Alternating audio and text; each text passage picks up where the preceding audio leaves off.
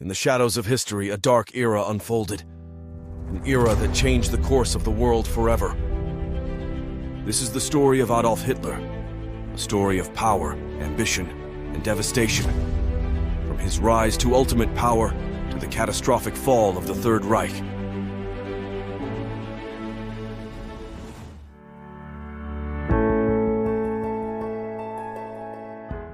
Adolf Hitler was born on April 20th, 1889, in the town of Braunau am Inn, Austria. His father, Alois Hitler, was a customs official, and his mother, Clara, was a kind and compassionate woman. Alois had been married 3 times and had several children from these marriages. Adolf was the youngest child of Alois and Clara. Alois, Hitler's father, was a strict and ill-tempered man who did not have a close relationship with his children.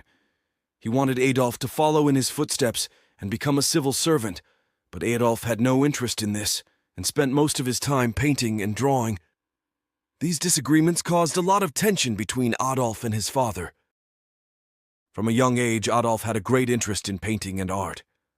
He would spend hours in his room drawing and painting. His mother, Clara, always encouraged him and supported him in developing his talents. Unlike Alois, Clara was very kind and supportive of Adolf, and always assured him that he could one day achieve his dreams. In 1903, Alois Hitler passed away. This was a sad event for Adolf, but perhaps it also freed him from the dominance of his strict father. 4 years later, in 1907, Clara also died of breast cancer. Her death was a heavy blow to Adolf and plunged him into deep depression. Adolf, who had always relied on his mother, now felt alone and helpless.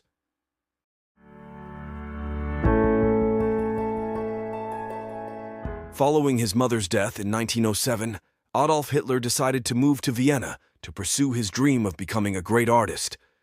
With a small suitcase and big dreams, he migrated to Vienna. This city was, for him, a symbol of hope and new opportunities, a place where he could turn his dreams into reality. With great enthusiasm, Hitler attempted to enroll in the Academy of Fine Arts Vienna. He took the entrance exam twice, but was rejected both times. The Academy's professors believed that his work lacked the quality necessary for admission. These failures dealt a major blow to Hitler, leaving him discouraged and disillusioned. After failing to enter the Academy, Hitler fell into poverty and homelessness. He spent most of his time wandering the streets of Vienna, trying to sell his paintings to tourists and passers-by. The income he earned from this was meager, not even enough for one hot meal. He spent his nights in homeless shelters or on park benches. During this difficult time, Hitler wrote letters to his relatives, asking them for financial assistance. But he often received no response. He hoped that with financial help from his relatives, he could escape this situation and get closer to his dreams. But this help never came. Vienna became a place for Hitler to witness social and economic inequality firsthand. Seeing poverty, homelessness, and inequality on the streets of Vienna, he gradually formed his racist and anti-Semitic views.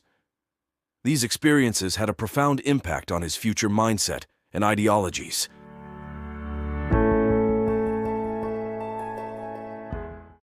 In 1914, World War I erupted, and Adolf Hitler eagerly joined the German army. Living in poverty and despair in Vienna, he saw the war as an opportunity to escape his harsh living conditions. Hitler enlisted as a volunteer soldier in the Bavarian regiment and was deployed to various war fronts. As a messenger on the front lines, Hitler repeatedly demonstrated his courage and dedication. He was wounded twice during the war and received the Iron Cross First Class and Second Class for his bravery. Hitler spoke passionately about patriotism and loyalty to Germany, and was always recognized among his comrades as a committed and courageous soldier. Hitler's experiences in World War I had a profound impact on his views and personality. He was deeply embittered by Germany's defeat and the harsh post-war conditions, gradually coming to believe that Jews, communists, and traitorous politicians were responsible for this downfall. These experiences contributed to the shaping of Hitler's racist and nationalist ideologies. With the war's end in 1918, Germany was defeated, and the Treaty of Versailles was signed. This treaty imposed harsh conditions on Germany, leading to immense resentment among Hitler and many Germans. Hitler considered the treaty humiliating and unfair, and this discontent became one of the primary reasons for his entry into politics.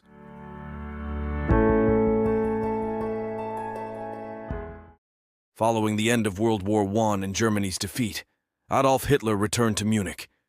He was deeply dissatisfied with the economic and social conditions in Germany and sought ways to change them.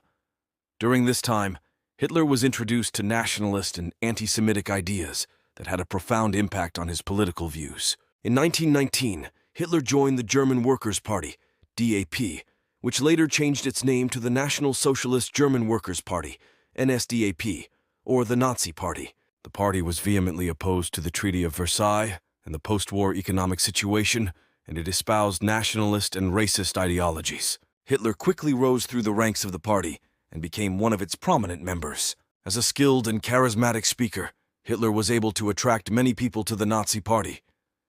In his speeches, he spoke of patriotism, racism, and hostility towards Jews, urging the people to fight for the restoration of Germany's greatness. Hitler's impassioned speeches had a significant impact on the population, and the Nazi Party's membership rapidly grew. To protect their meetings and gatherings, Hitler and other Nazi leaders formed a paramilitary force known as the Sturmabteilung, SA. These forces dealt brutally with political opponents and served as the Nazi Party's military arm. The SA played a crucial role in consolidating Hitler and the Nazi Party's power. Hitler and the Nazi leadership formulated a political program that outlined the party's principles and goals. This program, known as the 25-point program, included items such as the abrogation of the Treaty of Versailles, the establishment of a strong nationalist state, the expulsion of Jews from Germany, and the improvement of economic conditions through nationalization of industries. The program gained widespread attention and support from the populace.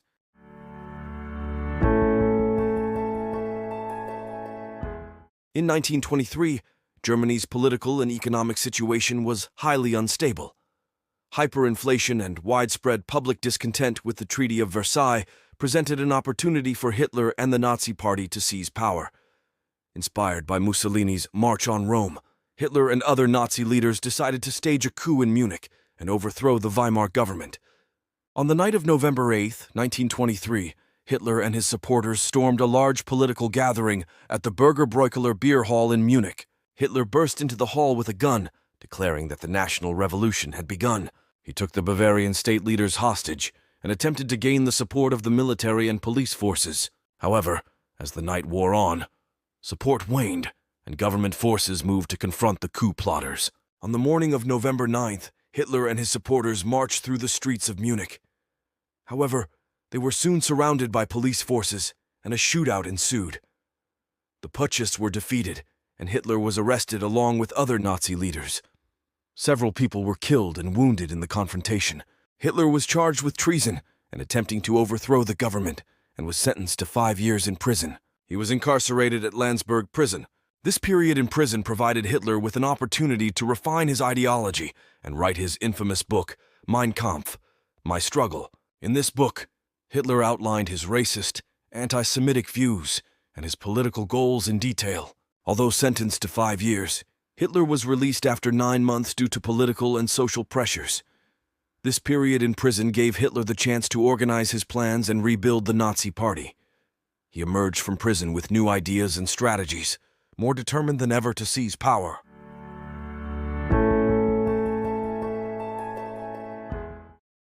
After his release from prison in 1924, Adolf Hitler set about rebuilding the Nazi Party.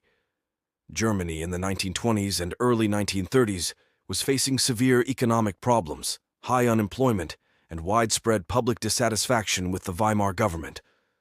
These conditions gave Hitler the opportunity to gain popular support using his propaganda and passionate speeches.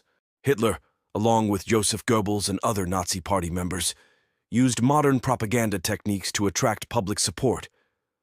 They employed posters, mass rallies, and radio broadcasts to spread their racist and nationalist messages. The Nazi Party's membership grew rapidly, and it became one of the most powerful political parties in Germany. In the 1932 presidential election, Hitler ran as the Nazi Party candidate. Although he did not win the presidency, the Nazi Party managed to become the second largest party in the German parliament. This success marked Hitler's growing power and influence in the German political scene. On January 30th, 1933, after political negotiations and pressure, President Paul von Hindenburg appointed Hitler as Chancellor of Germany. Hitler used this opportunity to quickly consolidate his power. He exploited events such as the Reichstag fire to pass emergency decrees and suppress political opponents. In March, Hitler succeeded in passing the Enabling Act through the parliament.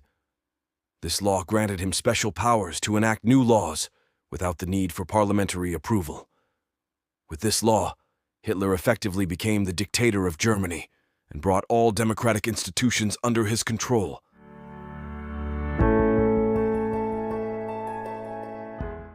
On September 1st, 1939, Adolf Hitler decided to throw a big party, but no one was really invited. He called it World War II, and to get things going, he invaded Poland. This invasion was like a surprise attack, using a tactic called blitzkrieg, which means lightning war in German. It involved super-fast and coordinated air and land attacks.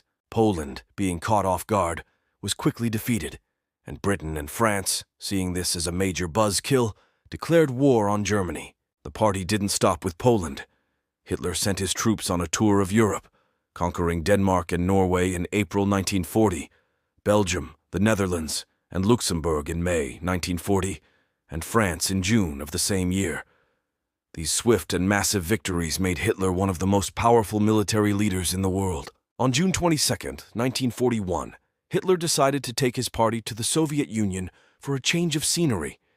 He called this Operation Barbarossa, the biggest military invasion in history, with the goal of quickly conquering Soviet lands. The German army initially made great progress, but as winter arrived and the Soviet Red Army fought back hard, the German advance was halted. While the party was raging in the east, Hitler was also busy fighting in North Africa, the Balkans, and the Atlantic Ocean. In North Africa, German forces led by Rommel were on the move, but when the Allies showed up, the Germans started to lose ground. As time went on, Germany's military losses mounted. The Battle of Stalingrad in 1942-1943 was a major turning point and one of Germany's worst defeats, resulting in the loss of a huge number of troops and resources. The United States joining the war and the Allies bombing German cities also made things much tougher for Hitler. In April 1945, Soviet forces reached Berlin, Germany's capital, and surrounded the city. Hitler, realizing he was done for, committed suicide in his bunker on April 30th, 1945, along with his girlfriend Eva Braun. On May 8th, 1945, Germany officially surrendered, and World War II in Europe came to an end.